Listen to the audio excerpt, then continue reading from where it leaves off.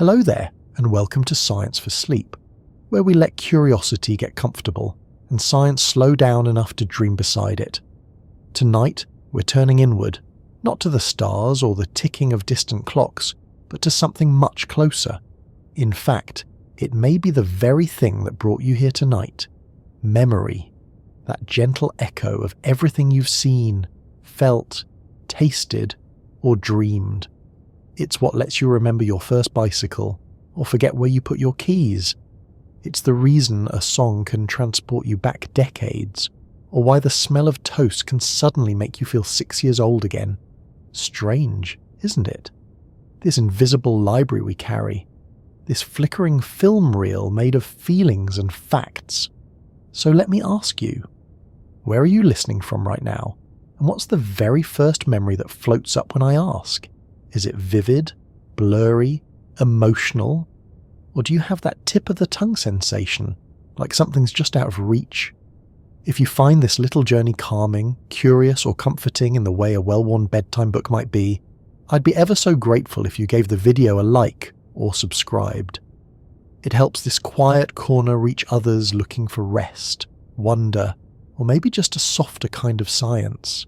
So settle in, let your thoughts unwind gently, and let's begin. Because somewhere between neurons and nostalgia, between forgetting and forever, lies the story of memory.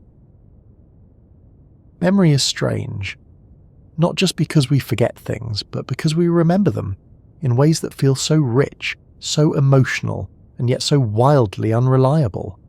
You don't remember your whole 10th birthday. You remember a flash, the colour of the icing, the crinkle of wrapping paper, maybe someone's laugh. You remember how the air smelled, or how your hands trembled with excitement. Or maybe not at all. Maybe it's only a photograph now, gently mislabeled by your mind as memory. A moment you've seen so many times in frames and stories, it feels like yours. That's the thing with memory. It isn't a recording, it's a reconstruction, a story we retell to ourselves, reshaped just slightly every time, and yet somehow it becomes who we are. Ask someone who they are, and they might say their name, their job, maybe where they live. But beneath all that is memory. The remembered decisions, the remembered dreams, the remembered self. We are in many ways stitched together by the act of remembering. A patchwork quilt of moments, some vivid, some forgotten, some entirely fictional, sewn into something we call identity. But it's not all grand and existential. It's also delightfully mundane. Why did you walk into the kitchen just now? Wait, weren't you going to look something up? What was it? Our daily lives are full of these tiny mental stumbles. The phone you pick up only to forget why, the sentence you start only to find it trailing off into mist. And then there are those odd little memory tricks. You can quote every line from a movie you haven't seen since you were 12, but you can't remember your coworker's name after being introduced 5 minutes ago.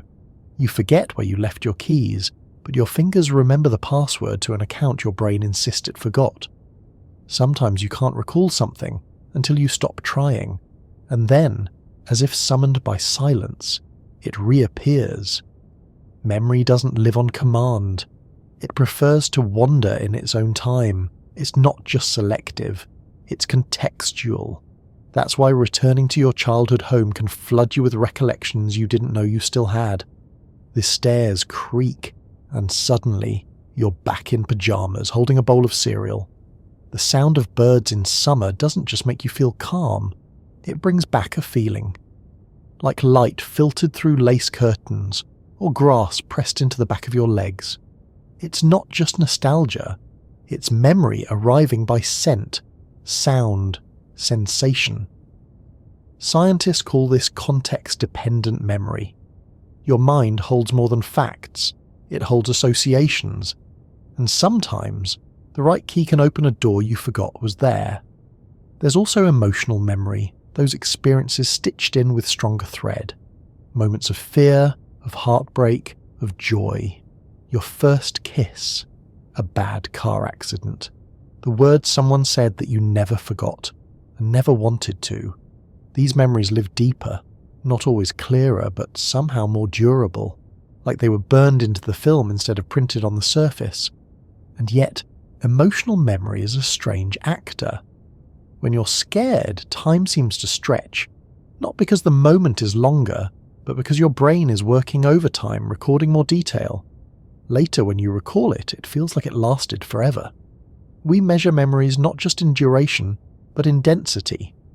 Moments of intense focus, a speech, a performance, a crisis, are recorded in high resolution.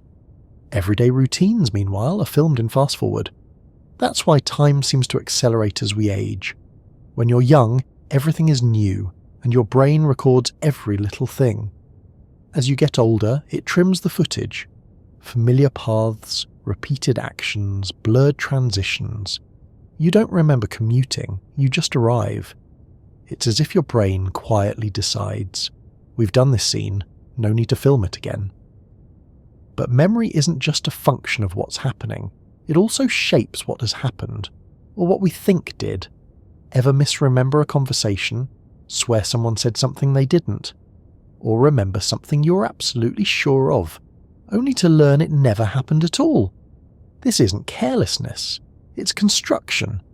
Every time you recall a memory, your brain doesn't just retrieve it, it rebuilds it. Like opening a document, editing it slightly and hitting save. Over time, the memory changes, moulded by what you've learned since, how you feel now or what someone else told you. Memories are less like paintings in a gallery and more like sand sculptures, shaped by your present perspective and eroded gently by time.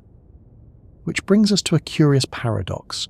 Memory is deeply personal, but not always privately made.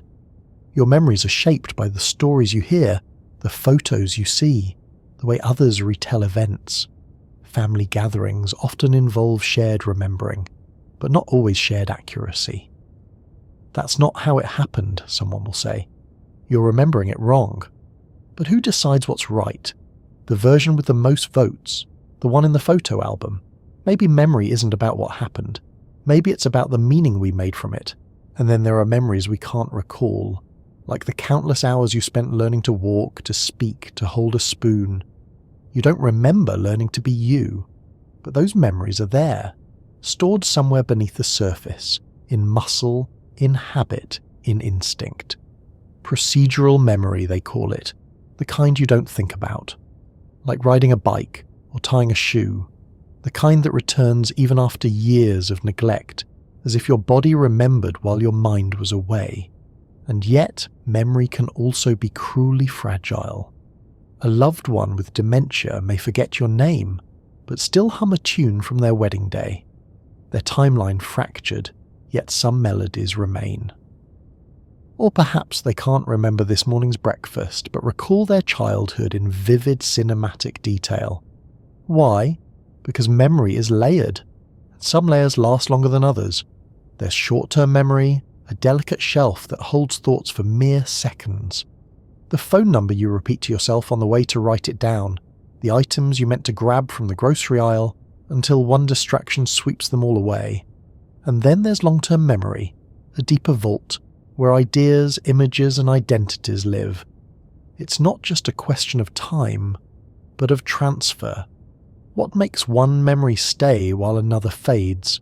Emotion, repetition, relevance.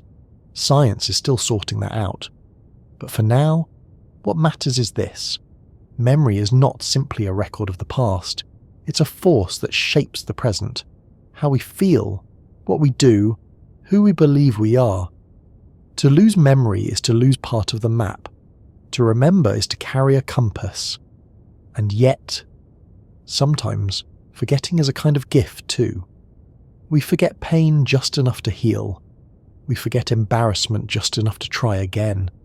We forget details of grief just enough to laugh at a memory that once broke our heart. In this way, forgetting is not failure. It's grace. A way our minds make room. So here we are, in this soft hour between remembering and rest, wondering how it all works. What neurons fire? What circuits hold our secrets? What chemical ballet lets you recognize a face, recall a smell, or remember the sound of someone's voice. Memory feels so ordinary until you try to explain it, and that perhaps is where the mystery begins. Long before we had brain scans or the language of neurons, long before psychology textbooks and laboratory rats, humans knew something extraordinary was happening in the quiet theatre of the mind. We didn't call it memory, we called it something far more poetic, a spirit, a breath, a soul's ability to hold time. In ancient Greece, memory wasn't just a function, it was a goddess, Mnemosyne, mother of the muses, the divine wellspring of all poetry, history and song. If you wanted to create, to speak truth, to remember anything with weight or wisdom, you had to call on her. She was more than recollection. She was remembrance as a sacred act, memory as legacy, as identity. Even the very word mnemonic, those clever tricks we use to memorize things, it comes from her. But not all ancient cultures saw memory as divine. Some saw it as dangerous. In certain strands of Hindu and Buddhist thought, the goal wasn't to remember, but to transcend memory, to escape the cycle of rebirth and illusion, which was perpetuated by memory's grip, to forget the self, to forget desire, to reach something deeper, cleaner, quieter. And yet, in other parts of the world, memory was the foundation of everything. Long before written language, knowledge travelled mouth to mouth, generation to generation. In Aboriginal Australia, memory was not just oral, it was geographic. Sacred stories were woven into the land itself. These songlines were maps sung aloud, carrying not only directions across the vast desert, but ancestral wisdom, survival techniques, origin myths, all stored in melody, movement and place. Memory was not in the mind, it was underfoot. In West Africa, griots served as living libraries, storytellers, historians, musicians.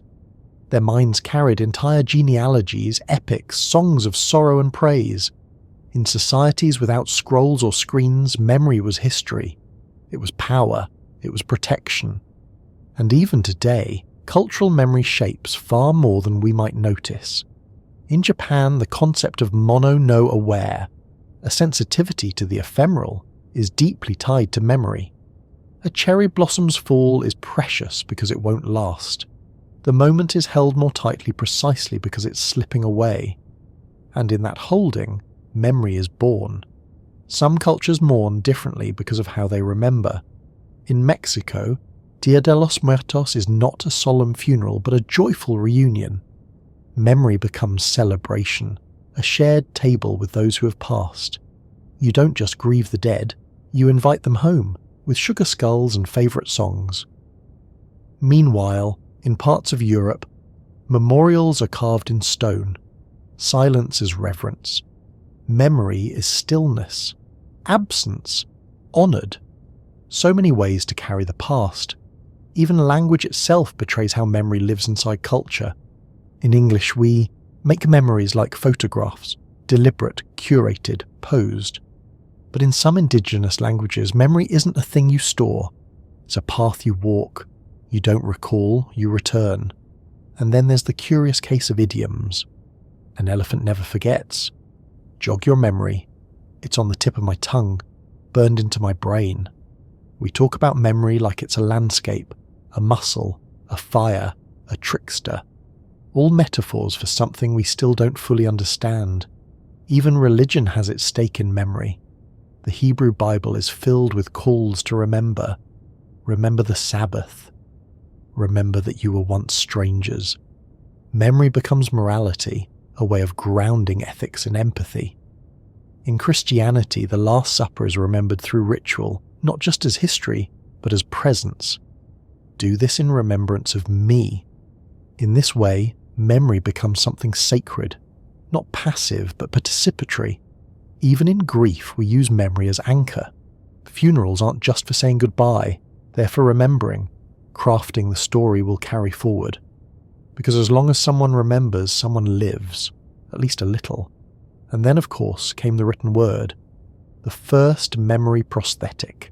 Clay tablets, scrolls, stone, ink. Suddenly, remembering didn't have to live inside a single mind. It could be externalized, shared, preserved. But something shifted too. Socrates, that famously wise conversationalist of ancient Athens, actually warned against writing. He believed it would weaken memory.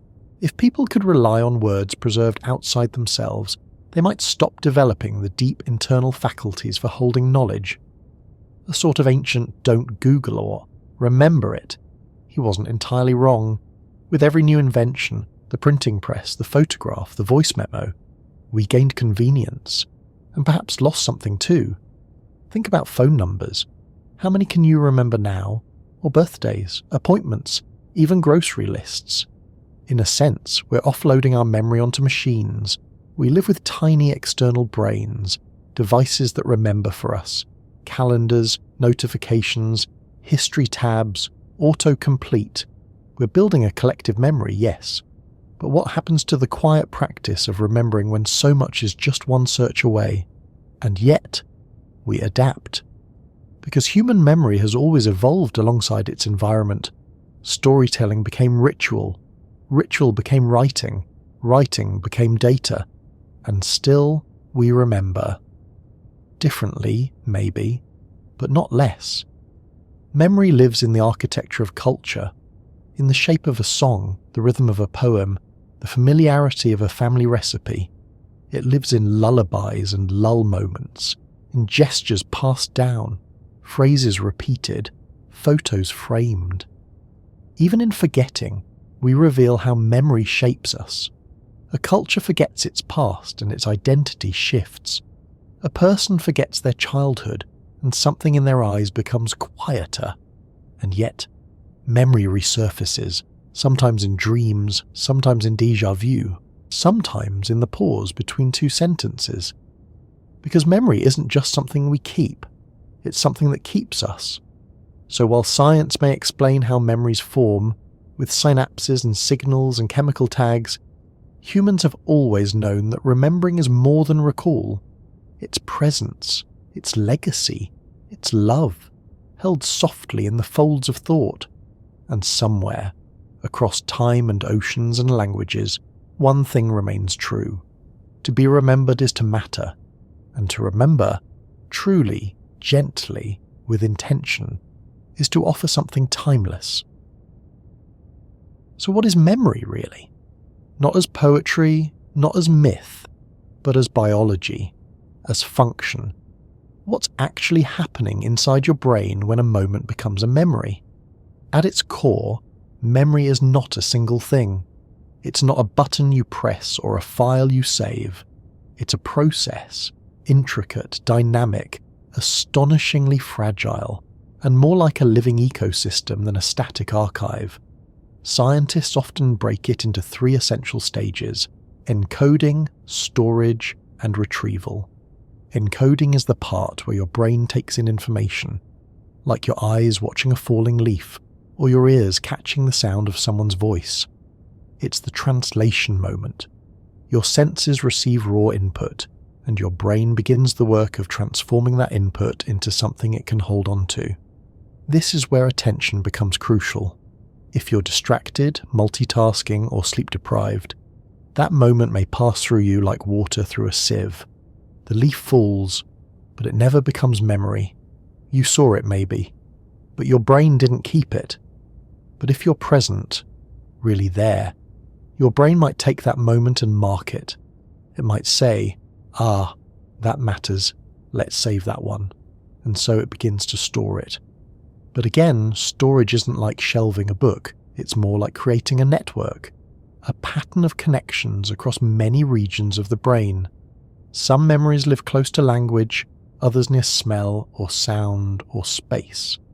The brain doesn't keep things in neat drawers, it weaves them into webs.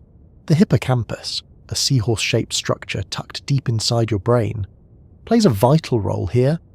It's like the air traffic controller of memory, helping organize and stabilize new information so that it can eventually be integrated into long-term storage. Without the hippocampus, you might still remember your childhood, but you wouldn't remember what you had for breakfast, or who you just met, or what you were doing 5 minutes ago. This was the case with a man named Henry Molaison, known in neuroscience as HM. After a surgery to treat severe epilepsy damaged his hippocampus, he became unable to form new long-term memories. He could carry on a conversation, but forget it happened moments later. His world became a continuous now, and yet he could still learn certain motor skills. He could get better at a task, even if he didn't remember practicing it, which tells us that memory doesn't live in just one place. There are types, layers, different kinds of remembering. So what are those kinds? Scientists often divide memory into two broad categories: declarative and non-declarative.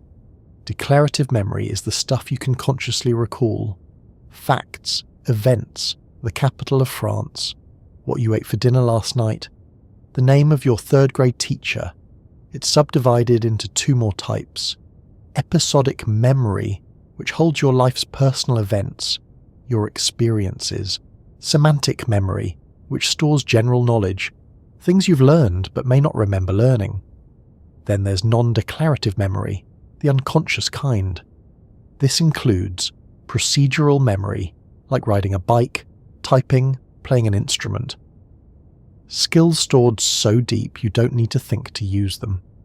Priming, where exposure to one thing influences your response to another. Conditioning, like the classic Pavlov's dog experiments, where repeated associations create automatic responses. All of this lives in the brain, but not all in one neighborhood. Memory is distributed. Visual memories involve the visual cortex. Emotional ones, especially fear, get routed through the amygdala. Movement and habit, the basal ganglia. Spatial memory, like how to navigate a familiar city, relies on the entorhinal cortex. It's less like a library, more like a city, with memories moving between districts, sometimes bumping into traffic, sometimes getting lost entirely. But not all memories are treated equally. Some memories fade in hours. Others, like the moment you heard devastating news or watched something sublime, stay vivid for life. These are often called flashbulb memories, so named because they feel like mental photographs, bright, sharp, etched in clarity. But even these are not immune to distortion. Over time, details shift. What felt accurate becomes approximate. Because again, memory is reconstructive. Your brain doesn't replay a scene. It reassembles it, like a jigsaw puzzle pulling pieces from different boxes. Sometimes it guesses, sometimes it fills in blanks, sometimes it lies, but gently, not maliciously, just humanly. To understand why memory is so fallible, and yet so essential, we have to talk about one of the brain's most magical traits: neuroplasticity. Neuroplasticity is your brain's ability to change, to adapt, rewire, grow. For a long time, scientists believed that the adult brain was fixed, hardwired, like a machine. But we now know the truth is far more hopeful. The brain is always changing, and memory is both a cause and a consequence of that change. Every time you learn something new, a word, a melody, a dance step, your brain physically changes. New connections form between neurons, pathways strengthen, circuits light up in new patterns. It's like carving trails in a forest. The more you walk a path, the clearer it becomes. This is how memories become more stable with repetition. It's not just practice, it's physical reinforcement. Proteins get synthesized, synapses grow stronger, brain cells, like old friends, become more likely to call each other when activated. But plasticity is a double-edged sword. Just as we can strengthen memories through use, we can weaken them through neglect. That's why skills fade. That's why languages rust. The trail in the forest grows over leaf by leaf, and there's another layer, emotional relevance. We're far more likely to remember something if it matters to us. If it triggers fear, joy, surprise, awe. Emotion acts like a highlighter in the brain. marking experiences as worthy of attention. This is largely thanks to the amygdala, which works closely with the hippocampus during memory formation. When you're emotionally aroused, say during a stressful event, the amygdala flags that moment as significant. It whispers to the hippocampus, "Hey, don't lose this." That's why traumatic memories can be so persistent, why they sometimes return without invitation, why something as small as a smell or a sound can open the floodgates. But neuroplasticity offers hope too, because just as painful memories can become entrenched, new experiences, especially those that are healing, repetitive, or reflective, can change how we relate to them.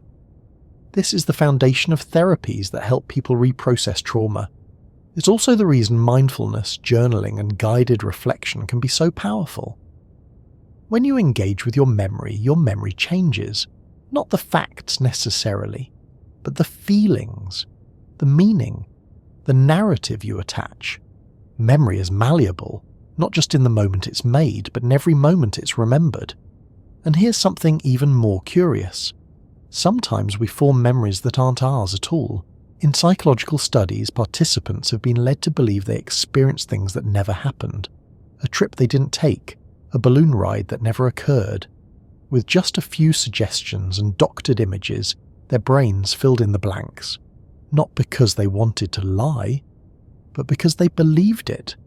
Memory is powerful, but not perfect. And maybe that's the point. If it were flawless, it would be static. Instead, it's alive, evolving, reflecting not just what happened, but who we are when we remember it. There's even a name for this phenomenon: memory reconsolidation. The idea that each time we recall something, we're opening the file and rewriting it before we close it again. That's why memories change with time. That's why two people remember the same event so differently. Each memory is filtered through experience, emotion, attention, and identity.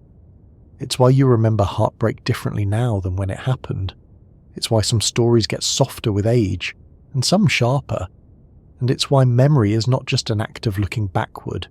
It's a tool for imagining forward. Because the same regions of the brain involved in remembering the past, the hippocampus, the medial prefrontal cortex, parts of the parietal lobe, are also involved in envisioning the future. To recall and to imagine are, in a sense, the same gesture. Which brings us to a rather beautiful truth. Memory isn't about the past, it's about continuity. It's how we keep our thread, how we make sense of where we've been, how we begin to understand where we're going. So the next time a memory surprises you, comes rushing in out of nowhere, or hides just out of reach, maybe pause for a moment. It's not just a mental hiccup, it's your brain, alive with story, rewriting, reweaving, becoming. Let's linger here a little longer, now that we've touched how memory is formed through networks, synapses, hippocampi, and emotional alchemy. Let's open the door just a little wider, because memory is not a closed book, it's a living system, and within that system are layers we're still discovering.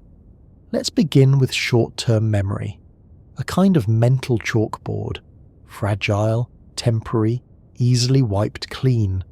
Short-term memory lets you remember the beginning of this sentence by the time you reach the end. It holds the number you just read, the name you just heard, the question someone just asked. But only for a few seconds, maybe a minute if you're lucky, or focused. Psychologists used to think the limit was 7 items, give or take 2, 7 digits, 7 letters, 7 faces in a crowd. But recent studies suggest it might be closer to 4 slots, like fragile teacups on a tray. Try to carry more and one slips. But memory has tricks. You can chunk information. That's why phone numbers are broken into little bytes. 415 8067 5309 is easier to remember than a long stream of digits. Your brain groups. Patterns help. Rhythm helps. Association helps. And repetition, sweet, steady repetition, is the bridge between short-term and long-term memory. Every time you repeat something, a name, a fact, a movement, You signal the brain that it matters, that it's worth keeping, worth moving deeper into storage, and that deeper space is long-term memory. Not infinite, but vast. Not perfectly organised, but surprisingly efficient. Long-term memory isn't just one place. It's more like a shifting terrain. Hills and valleys, pathways that brighten with use, or fade with disuse. Some memories settle easily. Others require more care. Sleep plays a vital role here. While you rest, your brain doesn't. It reviews the day. It sifts through experiences, decides what to keep, what to trim, what to refile. It strengthens some connections, weakens others. This is especially true during deep sleep and REM sleep. Those mysterious dreaming states when your eyes flutter beneath closed lids and your brain hums with activity. This is why pulling an all-nighter before an exam may actually hurt more than help. Without sleep, those facts might never cross the bridge into long-term memory. They simply vanish into the fog of fatigue. Sleep doesn't just restore the body, it tends the garden of memory. But what happens when the system falters? Memory disorders offer a window into what memory is, by showing us what happens when it's broken. There's anterograde amnesia, the inability to form new memories. You remember who you are, where you've been, but the present slips through your fingers like water. Each day begins again, and there's retrograde amnesia. The loss of memories from before an injury or trauma, a blurring of the past, the anchors loosen. Your own story becomes a half-read book, pages missing. And then there's Alzheimer's disease, a condition that slowly unravels memory from both ends. It begins subtly, a lost word, a misplaced key, but over time it carves away names, places, faces, even the self. It's not just forgetting, it's vanishing. The brain changes, plaques form, connections fray. The hippocampus, once a bustling hub of memory-making, begins to shrink, and yet, even in late stages, music often remains. A song can stir something that spoken words no longer reach. Rhythm and melody sometimes remain when everything else recedes. Perhaps because music lives across so many brain regions, it's harder to lose all at once. These conditions remind us that memory is physical. It lives in the cells and structures of the brain, and when those structures are damaged, memory suffers. But there's another kind of memory change, one not caused by trauma or disease, manipulated memory. It sounds like science fiction, but it's science fact. Our memories can be edited, not by machines or hypnotists in swirling coats, though Hollywood loves that idea, but by us, by our brains, by how we remember. Earlier, we mentioned reconsolidation, the process by which a memory is reopened and restored each time it's recalled. This moment of openness means the memory is vulnerable, like a clay sculpture softened with water. You can reshape it, for better or worse. This can happen naturally, through emotion, new context, suggestion. But researchers are also studying how this might be harnessed. For instance, someone with PTSD might vividly recall a traumatic event. By recalling that memory in a safe, controlled environment and introducing new, non-threatening information, the brain may begin to update the memory, so it becomes less distressing, less paralyzing. The emotion tied to the memory changes, even if the memory itself remains. This is a radical shift in how we think about memory. It's not frozen, it's editable, flexible, alive. But such plasticity also opens the door to false memories. In one famous study, researchers convinced participants they'd been lost in a mall as a child, a memory that had never happened.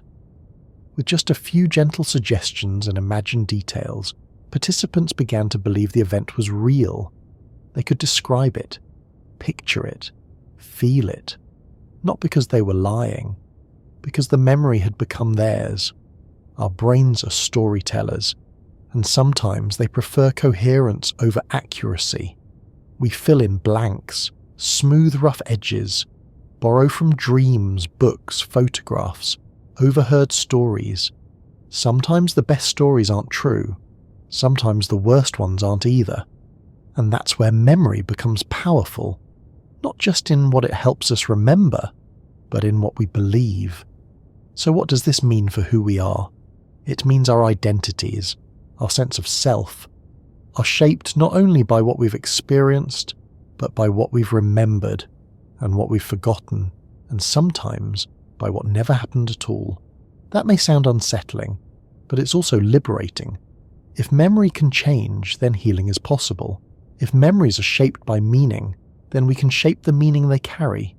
In therapy, in art, in reflection, we retell our own stories. Sometimes not to change the facts, but to find new ways of seeing them. A heartbreak becomes a lesson. A failure becomes a turning point. A memory once steeped in shame becomes laced with compassion. This is the human gift. We don't just store memories, we live them again and again in slightly new light. And memory keeps surprising us, even at its limits. Have you ever experienced déjà vu? That eerie sense that you've been here before? That the moment you're living now has already happened? No one knows exactly why this occurs. One theory is that your brain briefly misfires. It routes a new experience through the circuits usually reserved for old memories. So your brain mistakes the new for familiar.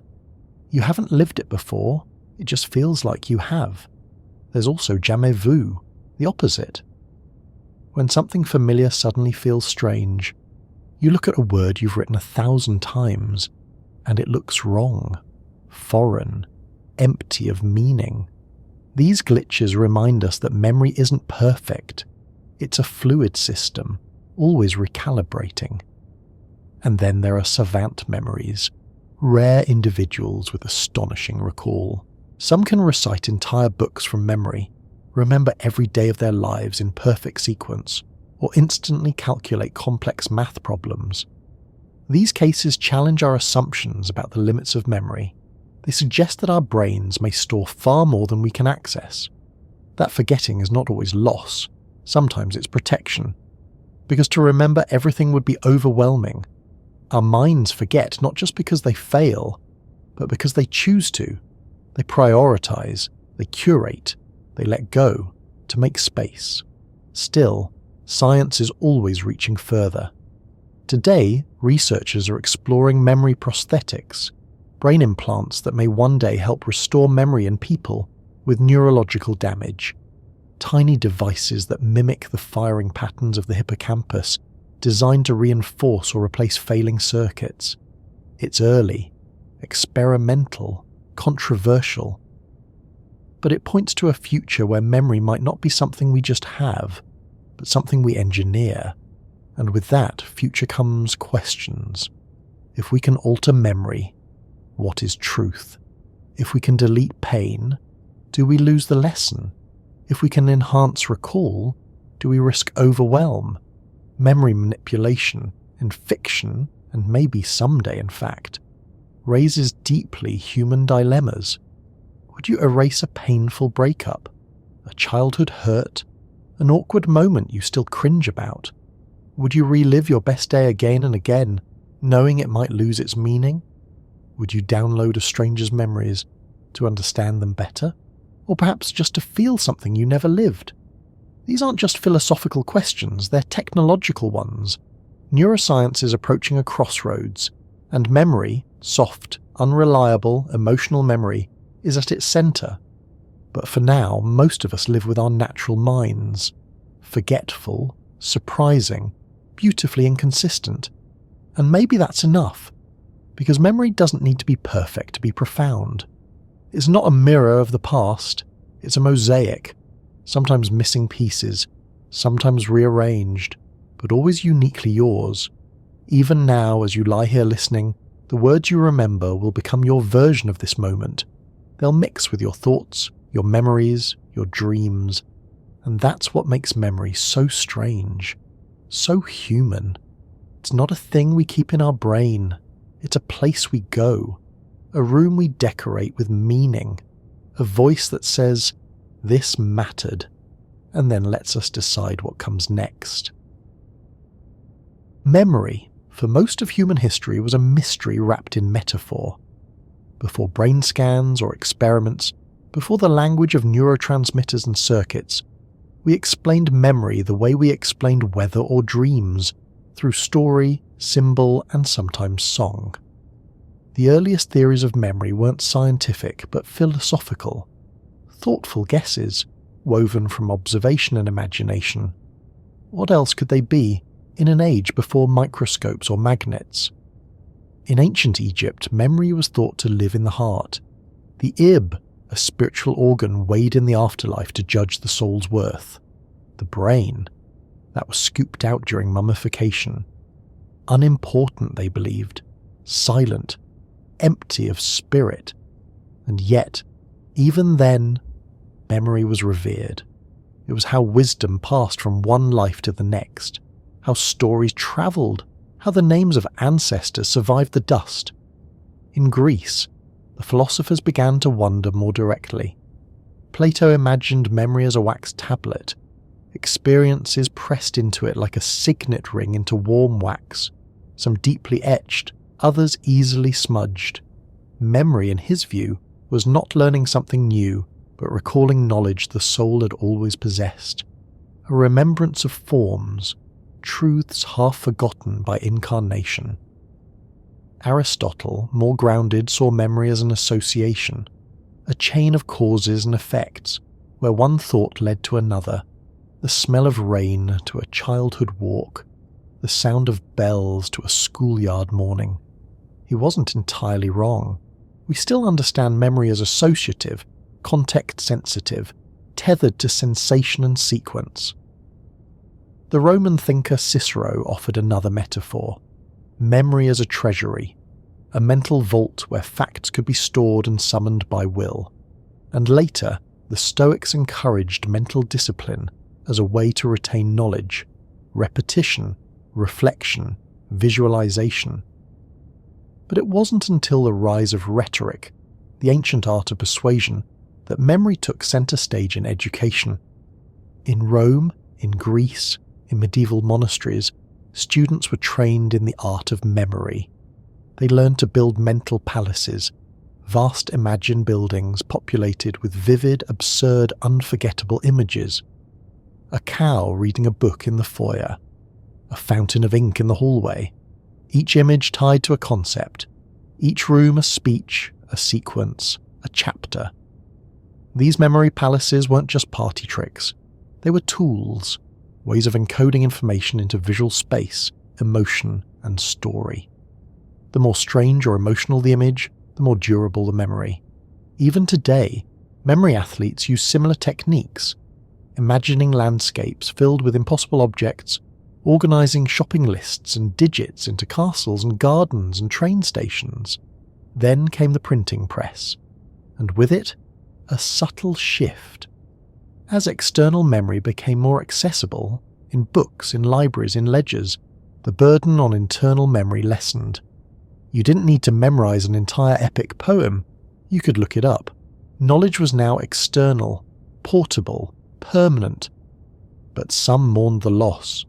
They feared memory might weaken, that people would remember how to find things but not the things themselves, a worry that echoes even now in the age of search engines.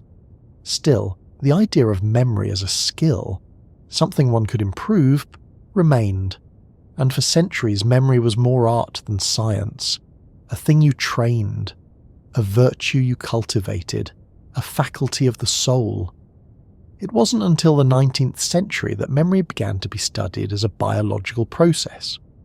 One of the earliest pioneers was Hermann Ebbinghaus, a German psychologist who, in the 1880s, performed painstaking experiments on himself.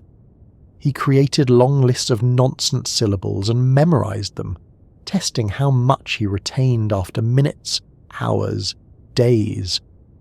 Through this, he mapped the now famous forgetting curve, the observation that we forget most things rapidly unless we review them. He also discovered the spacing effect, the idea that memory improves when learning is spread out over time, rather than crammed into a single session, and the serial position effect, our tendency to remember the first and last items in a list better than those in the middle.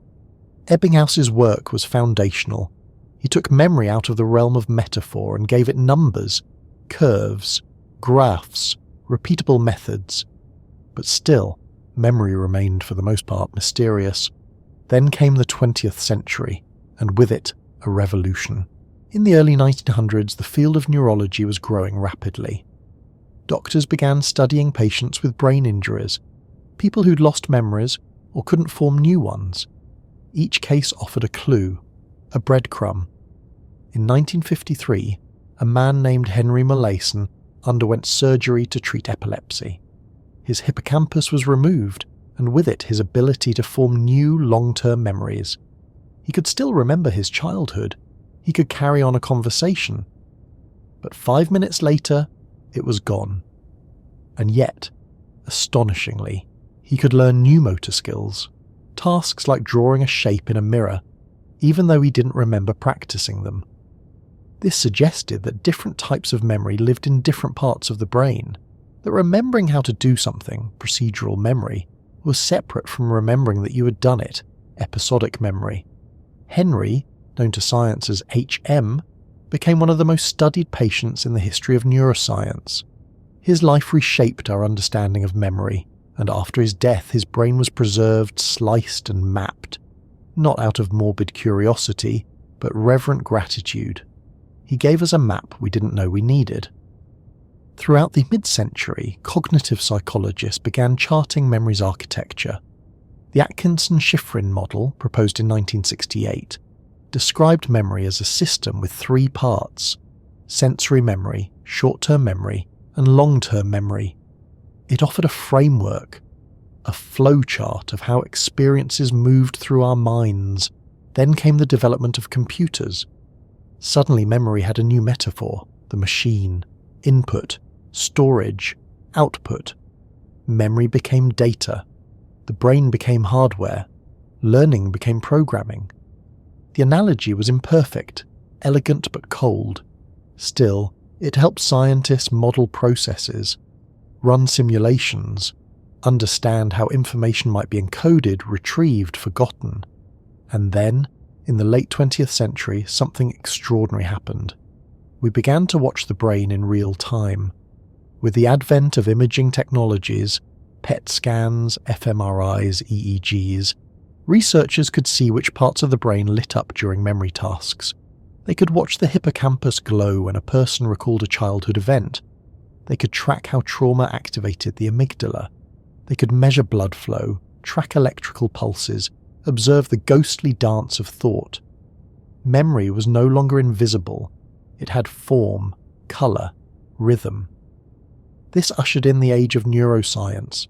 Researchers identified neurotransmitters involved in memory, like glutamate, a key player in synaptic plasticity. They discovered long-term potentiation, a cellular process where repeated stimulation strengthens the connection between neurons. Neurons that fire together, wire together, the saying goes. Memory, it turns out, is a conversation between cells, and every time we remember something, we help those cells talk a little louder, a little faster, a little more fluently. And yet, even with all this technology, all these insights, the mystery remains. We still don't fully understand how a network of cells produces the richness of a remembered kiss, or the way grief comes back in a song, or how a scent can open a window into a decade you thought you'd left behind. But science keeps moving. In recent years, we've seen breakthroughs in artificial intelligence and machine learning, technologies inspired, in part, by the architecture of memory. Neural networks, modelled loosely on the brain, can now learn patterns, recognise faces, even write stories. Some researchers are exploring memory implants, devices that mimic hippocampal activity and may one day help restore lost memories. Others are studying optogenetics, using light to activate specific neurons, potentially turning memories on or off. We're no longer just observing memory, we're beginning to manipulate it, which raises profound questions. If we can edit memories, should we? If we can erase pain, what do we lose? If we can implant knowledge, what becomes of learning? Science fiction has wrestled with these questions for decades. in films, novels, dystopias, but the future is no longer fiction. It's approaching, slowly, steadily, neuron by neuron.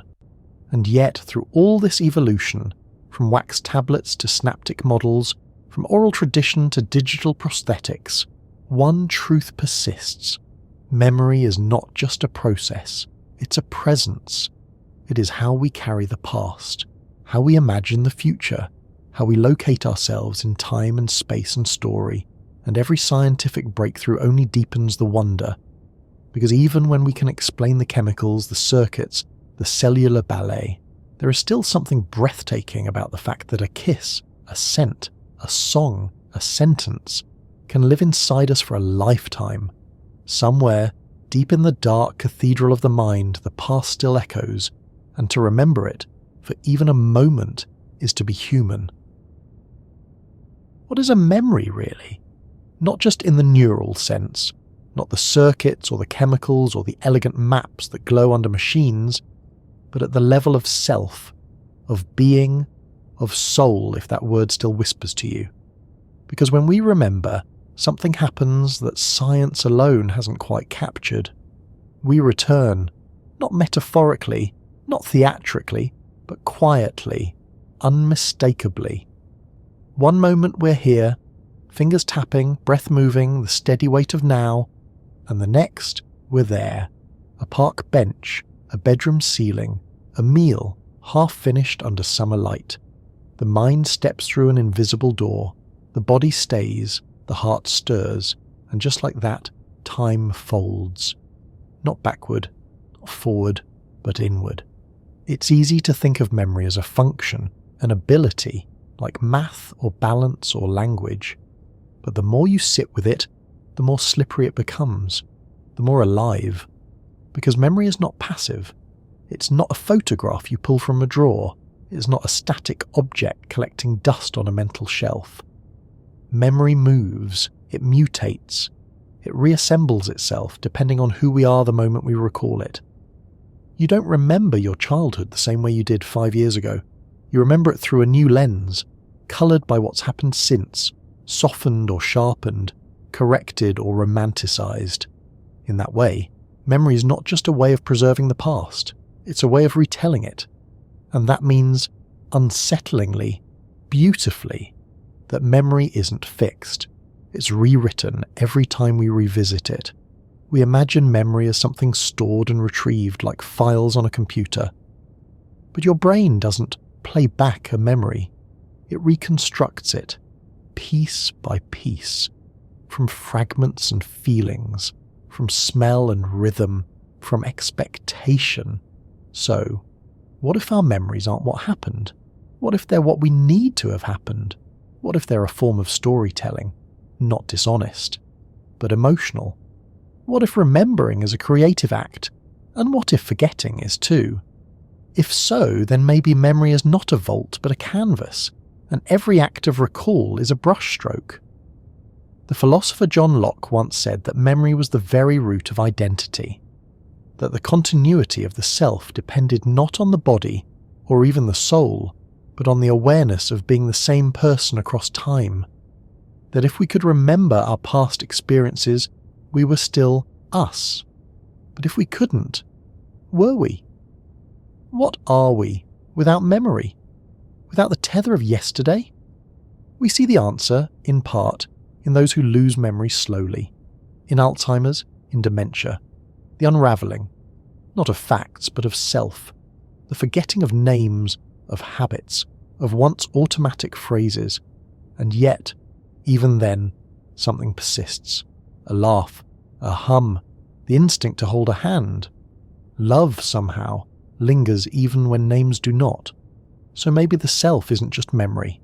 Maybe it's feeling, recognition without words, a soul-shaped resonance. Or maybe, more radically, the self is always a fiction, a narrative the brain tells to make sense of continuity. A me built out of memories that were never quite accurate to begin with. You believe you were the same person at 7, at 17, at 37. But were you? Your cells are different. Your priorities, your loves, your fears, and yet you still say I. So perhaps memory doesn't just preserve self, it creates it.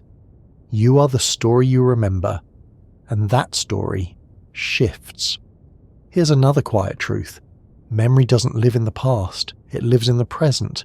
It happens now, inside you, each time it's called, which makes it real, even if the past it refers to is gone or never was.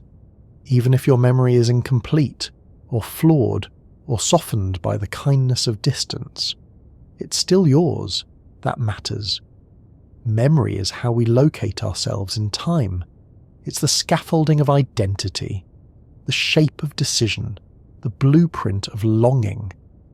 And maybe that's why some memories refuse to leave, not because they're important to history, but because they're important to you. The time someone waited for you in the rain, the voice that said, I see you. The moment you realized you weren't alone. It doesn't matter if anyone else remembers. It's stitched into your consciousness, and that stitching, delicate, invisible, alive, is how you became who you are. Some thinkers believe memory is more than internal, that it's embedded in the body, in the breath, in the way your muscles know how to move, even when your mind forgets. Others go further still. Carl Jung imagined a collective unconscious, a vast shared memory beneath the surface of all minds. Myths, archetypes, patterns older than language. What if some of what you remember isn't yours? Or what if all memory is communal? A thought passed hand to hand across generations, a gesture that began before you, a dream you inherited. Could memory live in blood, in bone, in something we don't yet have a name for? Across cultures, memory is often seen as sacred, not just practical but spiritual. In some traditions, ancestors are remembered through ritual, not to keep history alive but to keep the relationship present. To say they still exist because we still remember. In others, memory is something to let go of. In certain strands of Buddhist thought, liberation comes when you release your attachments, your identity, your ego, your memories, to forget the self in order to find something deeper. So, is memory what keeps us human, or what keeps us bound? Both, maybe. Maybe memory is both blessing and burden, a light we carry and a weight. It lets us love with depth and grieve with sharpness. It lets us learn, and sometimes it lets us hurt. Some people remember too much. Hyperthymesia, a condition where individuals recall almost every day of their lives with astonishing detail, sounds like a gift, until you realize how painful it is to never forget a single slight, a single mistake, a single sorrow. Others live in the fog of forgetting. Alzheimer's, trauma, brain injury. They lose names, places, years, and still something human shines through. So maybe memory is not a test. Maybe it's not about perfect recall. Maybe it's about meaning. We remember what matters to us. Sometimes we wish we could forget. Sometimes we can't remember what we wish we could. And sometimes, just sometimes, memory arrives like grace, unexpected, unannounced, a scent in the air, a fragment of a song, a sudden softness in the heart, and we pause and we say, yes, that, and we are home. Memory may not be reliable, but it is real, not in the sense of accuracy, but in the sense of truth. And perhaps that's the most human thing of all, to remember something the way we needed it to be, to hold it, to carry it, to let it shape who we are, even if no one else can see it, even if no one else was there. And then there's the mystery of déjà vu, the strange flicker of familiarity in a place you've never been, a conversation you've never had, but swear you have. Science explains it, loosely, as a glitch, a lag between perception and awareness. The brain momentarily misfires. You feel as if something just experienced has already been lived. But what if it's more? What if it's a memory from a parallel life, a fragment from a dream, a moment already written? You can't prove it, but you feel it. And feeling in memory is half the truth. More than half. Some people say memories are like ghosts, echoes of people and places that no longer exist. But maybe that's backwards. Maybe we are the ghosts, passing through our own past, visiting old versions of ourselves, whispering to the person we used to be, hoping they'll listen. Sometimes they do. Sometimes we change. Now. Because we remember then differently. And maybe that's the point. Not to recall the past, but to relate to it, to learn from it, to soften it, to forgive it, to weave it into something new. So what if memory is not about holding on? What if it's about letting go, gently, lovingly, with awareness, and keeping only what keeps us kind? You can't remember everything. You're not supposed to. But you can remember enough. Enough to say this mattered. Enough to say I've been shaped by love. Enough to say I've lived. And as you lie here now, perhaps drifting, perhaps thinking of a scent from long ago, or a song you haven't heard in years, know this. Your memories are not mistakes. They are not broken archives. They are stars in a night sky you carry behind your eyes. Some shine bright, some flicker faint, but they are yours. And no one else sees them exactly the way you do. No one else feels them that way. So maybe memory is not just how we navigate the past. Maybe it's how we honour it.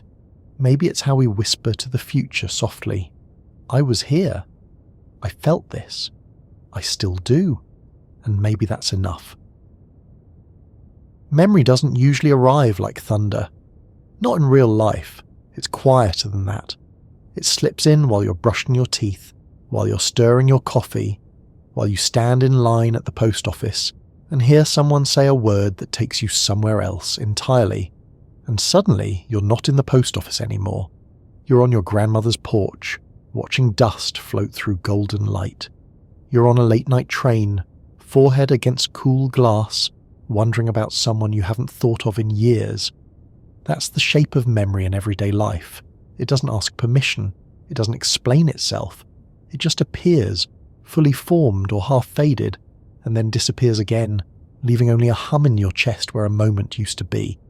And what's strange and so perfectly human is how easily we forget just how much memory is with us, constantly, silently doing the heavy lifting of being alive.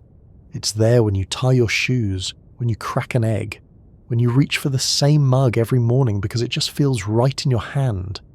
Muscle memory, habit, the choreography of the mundane. But even here, even in these background tasks, memory is at work, weaving continuity into a world that would otherwise be full of endless beginnings. You don't need to learn how to drive every morning. You don't need to relearn what your kitchen looks like, or which drawer holds the spoons. Memory remembers for you. It lets your life have rhythm. And sometimes, when things break that rhythm, when you move houses or someone you love is no longer sitting at the breakfast table, it's memory that lets the loss echo. You keep reaching for the old drawer. You keep setting 2 plates out of habit. This is memory in its quietest costume, muscle and instinct and ghost. But memory lives in louder places too. It lives in our language, in the phrases we use without thinking, in the idioms passed down. Elephant memory. Like riding a bike. That rings a bell. So many of these phrases suggest a kind of magic. Memory is something that clings, that sings, that returns, and we speak about it almost as if it were its own person. It came to me. It slipped my mind. I can't shake it. We don't say I remembered.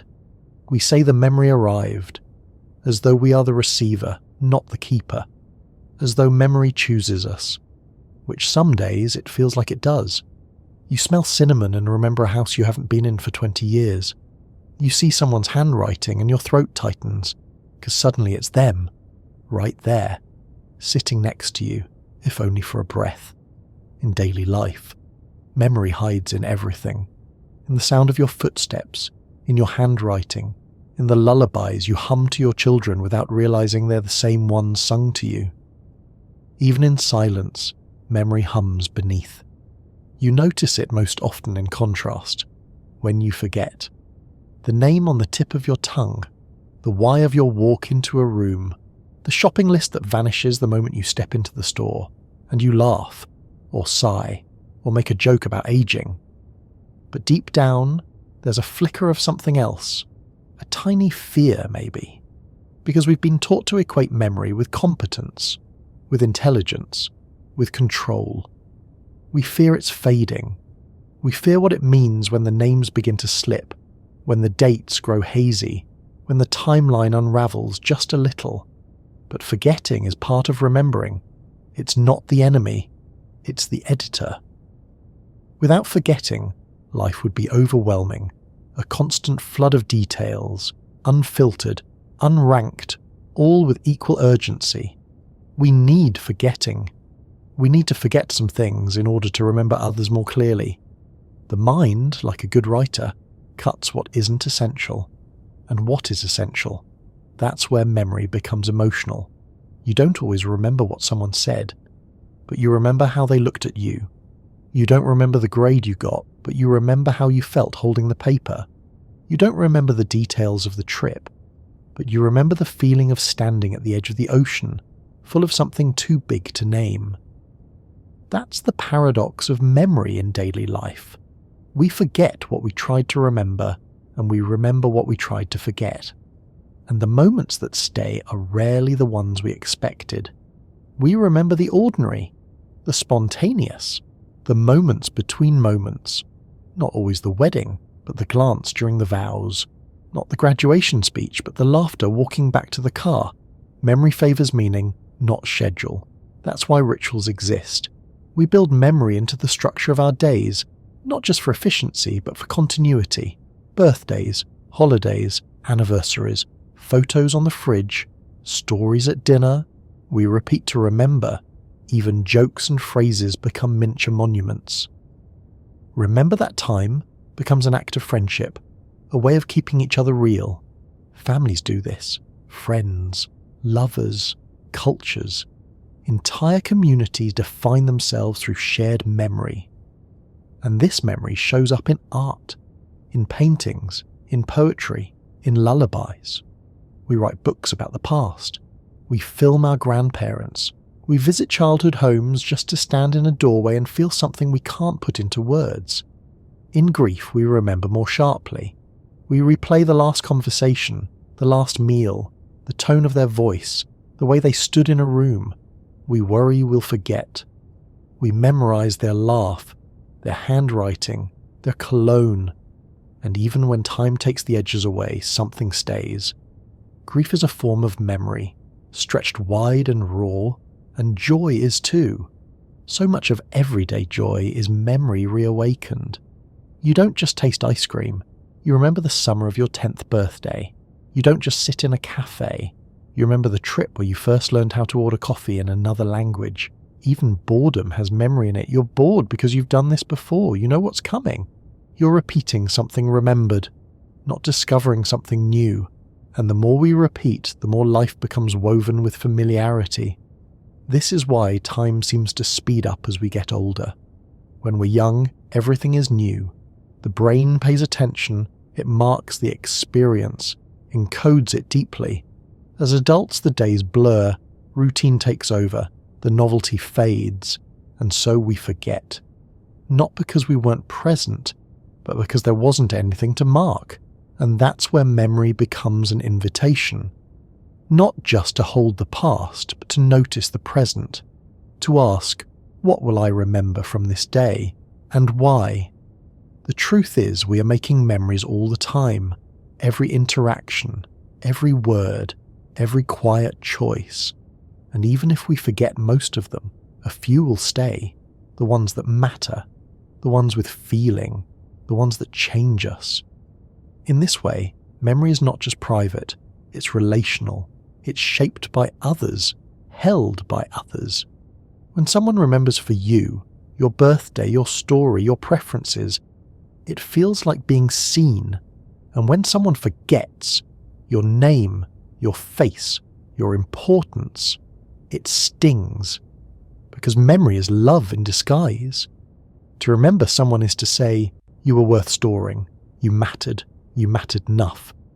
So we build our lives around memory, we journal, we take photos, we keep souvenirs, not for their beauty but for their feeling. A movie stub, a voicemail, a rock from a hike. Memory lives in objects, not because they hold meaning, but because we do. And when we grow old, or when our parents grow old, memory becomes something else again. A landscape with gentle fog, some paths clear, some overgrown. And still, moments break through. The name of a song, the taste of favourite soup, a line from a prayer learned long ago. Even as other memories fade, the oldest ones often stay, which tells us something profound, that memory isn't stored in size or strength, but in depth. The memories that go deepest last longest. So in daily life, it isn't about remembering more, it's about remembering what matters and letting the rest drift by like leaves on a quiet river. You'll forget most of this day, and that's okay. But something, maybe a sentence or a tone or a moment of stillness, might stay. It might return when you least expect it, as a whisper, as warmth, as a sudden sense of something known. And when it does, you'll smile, not because you remembered on purpose, but because memory arrived like it always does, uninvited, unexplainable, and just in time. What if memories aren't in the brain? Not entirely anyway. What if they're stored in time itself, woven through the fabric of the universe like subtle echoes, like grooves in a record, waiting to be replayed by anyone who walks the same path, at the right moment, in the right light. A smell in an empty room, a shadow that feels like it knows your name, a sudden certainty that you've been here before. Maybe those aren't tricks of the brain at all.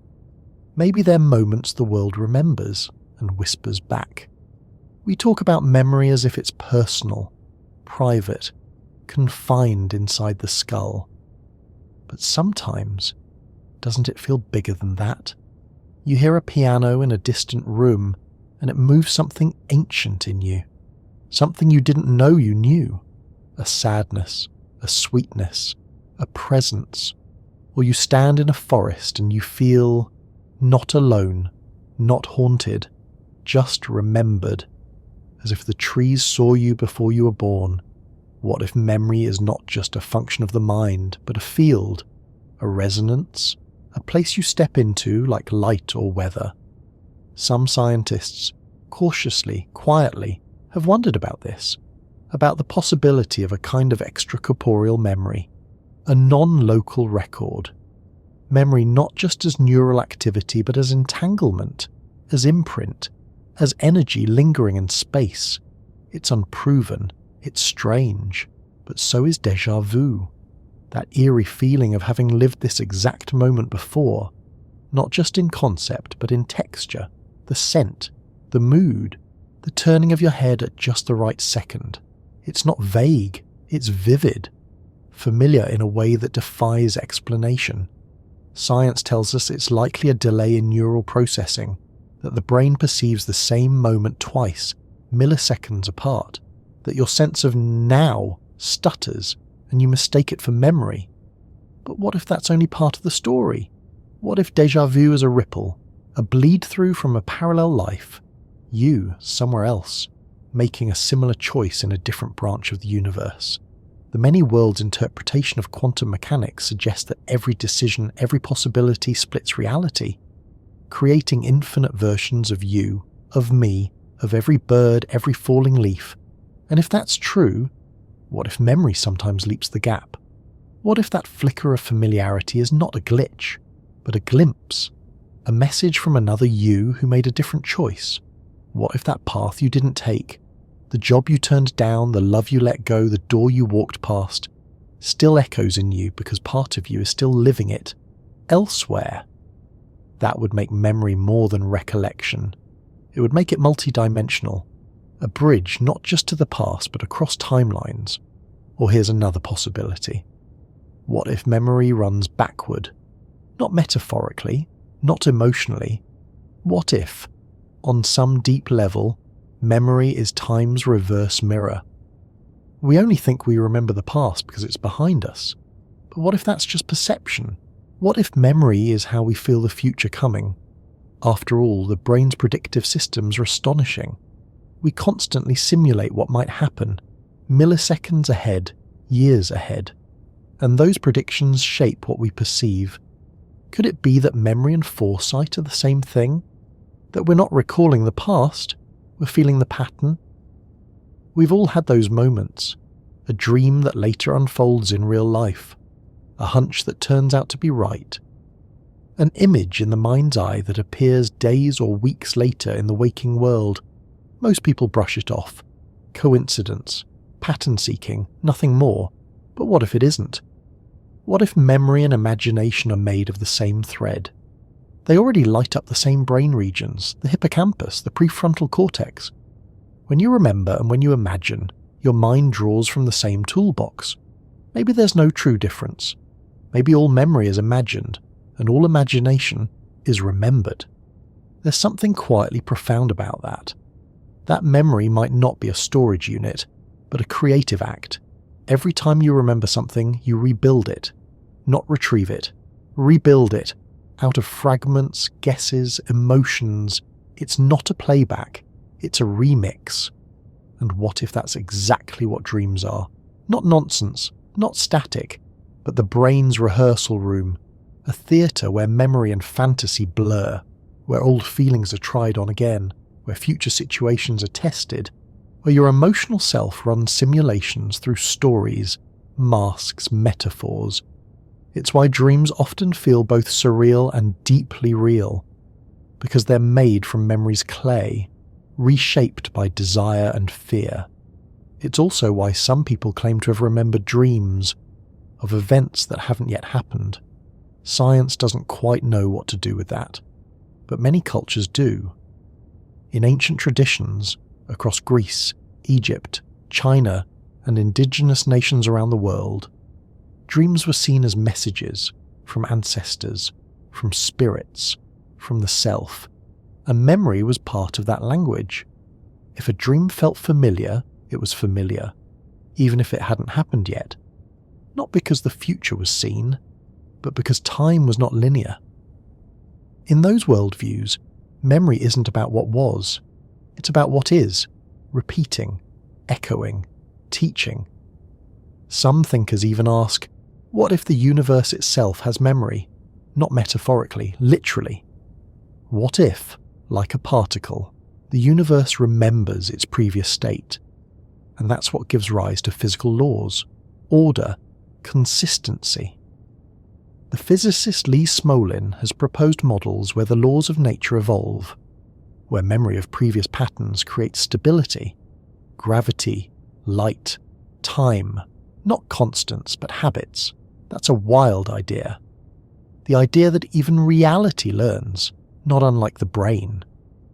And speaking of learning, what happens when we try to engineer memory? We already do in simple ways. Flashcards, mnemonics, repetition, training, sleep-enhanced learning. But what happens when we go further? We're now testing memory implants in mice. We're stimulating neural circuits to restore memory in patients with trauma. We're using optogenetics, light, to turn memories on and off in real time. In theory, we could one day download knowledge, upload skills, wipe out painful associations, inject false ones. Would we? Should we? In Total Recall, a man wakes up with an artificial past, and it becomes more real than anything he lived before. In Black Mirror, memories are stored and replayed on demand, until relationships collapse under the weight of scrutiny. In Blade Runner, replicants believe their memories are real, and therefore, so are they. Fiction keeps circling this idea. If your memories aren't real, are you? What makes a memory authentic? Is it the accuracy or the meaning? If you believe it happened, if it shaped how you live, Does it matter if it's factual? If your love, your sorrow, your courage were built on false memories, are they false feelings? That's the paradox. Memory is often inaccurate, but never irrelevant. It means something, even when it's wrong. And that brings us to something even stranger. What if memory can be shared, not just through stories, but literally, through neural interfaces, through recording devices, through virtual experience? Scientists are already experimenting with brain-to-brain communication in animals, transmitting learned behaviors, mapping patterns. One day, you might be able to share a memory the way you share a photo. You wouldn't tell someone what you felt. They'd feel it, directly. The warmth of a sunrise on your 16th birthday. The way your father's voice cracked when he said goodbye. The terror of your first fall, the thrill of your first flight, transmitted perfectly into another mind. Would empathy grow? Or would boundaries blur? Would we lose something sacred? Would we become less alone? Or too exposed? It's hard to know, because memory as it stands now is private. Even when we share it, we filter it, we edit, we protect ourselves, we tell stories. But if memory becomes transmissible, if your raw, full experience could be felt by someone else, would that deepen love or destroy intimacy? Would we become more human or something else? Some suggest this is how collective consciousness begins, a web of minds, a shared archive. Not just Wikipedia, but Rememberpedia, a living memory of the species available to all. It sounds impossible, until you realize we already do this, imperfectly, through books, films, rituals, music. We hand each other memory in every story. We say, "This happened, I felt this, please carry it forward," and others do. In that way, memory is already shared, already immortal, already science fiction. So maybe the real what if isn't about the future of memory. Maybe it's about the present. What if this moment becomes a memory? Not tomorrow, but now. What if you're remembering it already or as you live it? The sound of this voice, the quiet of the room, the feel of your breath slow and steady, the knowing that somewhere someone else is listening too. What if memory isn't behind us at all? What if it's beside us? What if it's this? Maybe memory is not a thing we have, but a place we return to. Not a vault we keep locked in our minds, but a soft path that winds behind us. Always there, always fading, always waiting. And maybe the real act of remembering is simply noticing that we were here once, that we loved something, that we lost something, that something in us opened when it did. We've walked through many layers, together, from neurons to nostalgia, from synapses to stories, from the quick flicker of short-term memory to the deep drift of long-term recollection, from the hippocampus, carefully forming maps of our lives, to the amygdala, colouring those maps with feeling, with red for danger and gold for love. We've seen how repetition lays the groundwork, how emotion lays the anchor, how forgetting isn't failure but necessity, an editing process that leaves space for what matters most. We've traced memory in the brain, but we've also felt it in the chest, in that pang you can't quite name, in the way your breath catches at a song from 10 summers ago, in the small, sharp ache of a scent that calls someone back who isn't there anymore. Not really, not physically, but still, somehow, here. Because that's the thing about memory. It cheats time. You can close your eyes and be 6 years old again, or standing in the hallway of a house you haven't visited in 20 years, or feeling the exact shape of a heartbreak that once tore you open. And for that moment, you are there. Memory isn't past. Memory is presence, disguised. It's not what happened, it's what lives, in the stories we tell, in the objects we keep, in the silence between words when we're remembering something we don't quite want to say out loud, and it's not always accurate. But maybe that's not the point. Maybe memory's role isn't to keep a perfect record, but to keep us whole, to thread our present self to our past self with just enough stitching that we don't unravel. Even if the thread is a little frayed, even if the colours don't quite match anymore, memory keeps us tied to our becoming. Think about how much of who you are is memory, not just facts, but patterns, not just events, but meanings, your fears, your joys, your habits, your humour, all shaped by the moments that stuck, by the way someone looked at you once, by a praise you received, or didn't, by a door you walked through, or didn't. Memory is identity in motion, and like any motion, it changes as it moves. The memory you had last year is not quite the memory you have today. It bends, it softens, it colours in its own blanks. But somehow, it still feels true, and perhaps that's what makes memory such a quiet miracle. It's not the facts that stay, it's the truth, or rather, your truth. Memory is personal, even when shared. Two people can walk through the same day and remember it in completely different ways, because memory is not the event, it's the experience of the event, shaped by who we were, what we needed, what we feared, what we hoped. We remember what the moment meant, not just what happened, which is why some memories come back in dreams, abstract, surreal, rearranged, because meaning isn't always linear, and neither is memory. We circle back to old moments again and again, seeing them differently each time, like light reflecting on water, changing with every ripple, every cloud, every hour of the day. Sometimes we go looking for memories. We open journals, we scroll through photos, we visit places we haven't seen in years, hoping the walls still know our name. Other times, memory finds us, when we least expect it, in a laugh, in a flavour, in the sudden quiet of an evening. And for a second, it's not nostalgia, it's not longing, it's simply arrival. You are with that moment again, and it is with you. We've also wandered into questions that have no clean answers. What happens when memory fades? What happens when it's taken from us by time, or trauma, or illness? Are we still ourselves? Can we be? The hard truth is we don't know. But in watching others, in holding the hand of someone who no longer knows your name, you start to see something deeper, that love does not always need memory to survive. It lives in tone, in instinct, in recognition that goes beyond names and dates, a soft touch, a gentle voice, a familiar rhythm. The body remembers, the heart remembers, even when the mind cannot. And that too is memory, just in another form. We've considered the science. We've floated into speculation.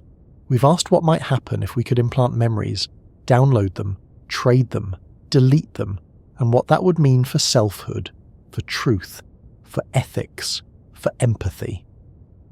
But here, at the end of it, maybe the most radical idea is also the simplest. That memory doesn't need to be perfect to be sacred. You may forget the date, but not the feeling. You may lose the details, but not the way someone made you feel safe. You may misremember the event entirely, but still hold on to the change it caused in you. And perhaps that's enough. You're not the sum of your memories. You're the shape they've carved in you.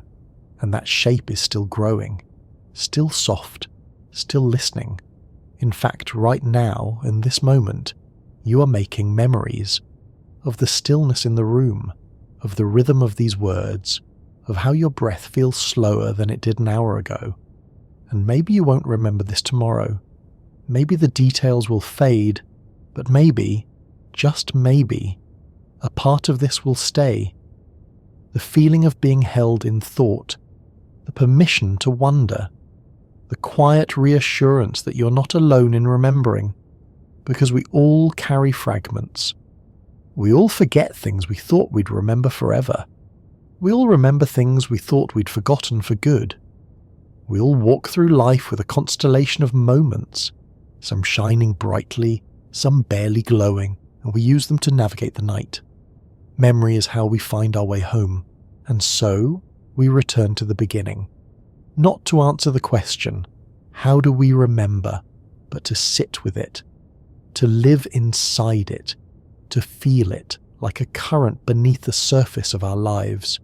You remember because you are human, because you feel, because you've lived, because something once moved through you so deeply that it left a mark, not on the skin, not even on the brain, but on something older, something deeper, and that mark becomes a compass, a keepsake, a thread.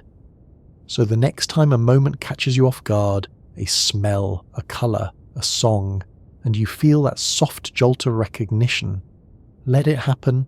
Don't chase it, just feel it. That's memory doing its quiet work. That's time bend us back to touch you, gently for a moment. That's your life, remembering itself. So, where are you now? Are you still awake?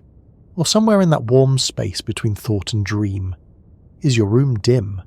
Quiet? Familiar? Does the night feel different than it did before? Just a little, just enough? You've travelled far, without moving, backward, inward, across timelines and daydreams, and if you're still here, still breathing with me, then maybe some part of you remembers the question we asked at the very beginning. How do we remember? And maybe now, you don't need the answer. Maybe the wondering itself was enough. If any part of this gave you stillness, or made you feel seen, or simply helped the thoughts slow down, I hope you'll carry it gently into sleep, or into the next moment of your day. And if you feel like supporting this soft corner of the world, this space where science meets quiet, you're welcome to like, or subscribe, or share this with someone who needs a little peace. You don't have to, but I'll remember it if you do. And now, all that's left is this, a thank you for your presence, for your listening, for your heart, and your memories, and your mystery, and for letting me be a small voice in your night. So sleep well, fellow traveller, wherever and whenever you are, in every version of your story, in every echo of your light. You are remembered, you are enough, and you are home. Good night.